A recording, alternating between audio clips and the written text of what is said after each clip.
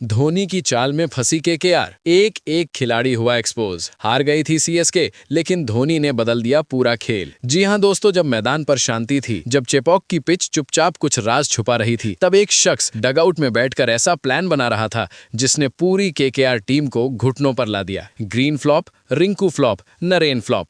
और दूसरी तरफ सीएसके, एक एक चाल, एक एक फैसला, बिल्कुल शतरंज की तरह। ये सिर्फ एक जीत नहीं थी, ये था धोनी का दिमाग और केकेआर की तबाही का ब्लूप्रिंट। चेन्नई के ऐतिहासिक चेपॉक स्टेडियम में खेला गया आईपीएल 2026 का 22वां मुकाबला, जहां एक तरफ थी वापसी करती हुई सीएसके और दूसरी तरफ थी जीत के लिए तरसती केकेआर। टॉस हुआ, केकेआर ने जीता और लिया गेंदबाजी का फैसला, लेकिन शायद यही था पहला गलत फैसला।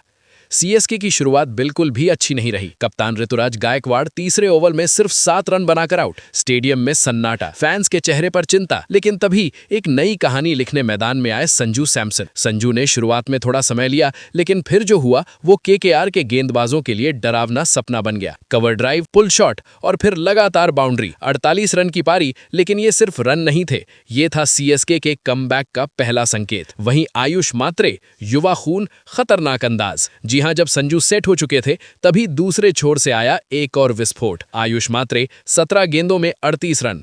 हर गेंद पर अटैक, हर ओवर में प्रेशर केकेआर पर। ये वही मोमेंट था जहां मैच धीरे धीरे सीएसके की पकड़ में जाने लगा। अब यहां आता है असली ट्विस्ट।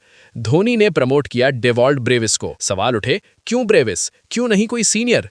लेकिन ब्रेविस ने आते ही केकेआर के गेंदबाजों की धज्जियां मार दी। ब्रेविस और सरफराज दोनों के तबाही का पार्टनरशिप। दोनों ने मिलकर ऐसा खेल दिखाया, हर ओवर में बाउंड्री, हर गेंद पर प्रेशर, 50+ रन की साझेदारी। सरफराज ने 23 रन बनाए, लेकिन ब्रेविस 41 रन की विस्फोटक पारी। सीएसके का स्कोर 192 रन, 5 विकेट 20 ओवर में। एक वक्त जहां टीम संघर्ष कर रही थी, वहां से 192 का स्कोर। ये सिर्फ बल्लेबाजी नहीं थी, ये था धोनी का प्लान, हर ओवर के लिए अलग रणनीति। केकेआर की पारी शुरुआत से ही तबाही।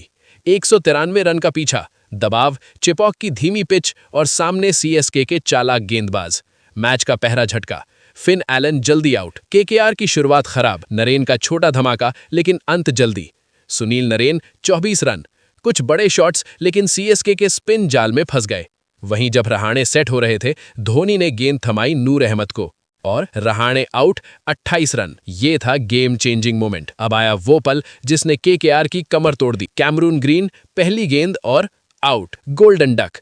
स्टेडियम गूंज उठा और केकेआर के फैंस पूरी तरह शांत। उसके बाद केकेआर की आखिरी उम्मीद रिंकू सिंह, लेकिन 12 गेंद, सिर्फ 6 रन। सीएसके के बॉलर्स ने उन्हें पूरी तरह बांध दिया। रमनदीप और पावेल कोशिश की, लेकिन नाकाम। दोनों ने मिलकर 50+ रन की साझेदारी, कुछ उम्मीदें जगाईं, लेकिन जरूरी रन रेट बहुत ज्यादा और विकेट्स गिर चुके थे। केकेआर 160 रन पर 7 विकेट 20 ओवर में 32 रन से हार। अब तक एक भी जीत नहीं, अंक तालिका में सबसे नीचे। अब बात करते हैं उस शख्स की जो मैदान पर नहीं था, लेकिन पूरा मैच कंट्रोल कर रहा था। एमएस धोनी। बैटिंग ऑर्डर में बदलाव, सही समय पर स्पिनर्स का इस्तेमाल, फील्ड सेटिंग बिल्कुल सटीक। हर चाल, हर फैसला केकेआर के लिए जाल बन गया। मैच के 3 सबसे बड़े hero, Dewald Brevis 41 run, game changer. Sanju Samson 48 run, anchor.